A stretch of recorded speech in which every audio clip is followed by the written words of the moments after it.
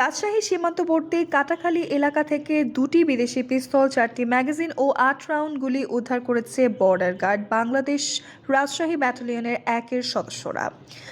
Rajshahi battalion commander lieutenant colonel Riaz Shahriar জানান, গোপন সংবাদের ভিত্তিতে বিজেপির 3টি টহল দল সীমান্তবর্তী কাটাখালী এলাকায় অভিযান চালিয়ে মাটির নিচে পুঁতে রাখা একটি ব্যাগ উদ্ধার করে।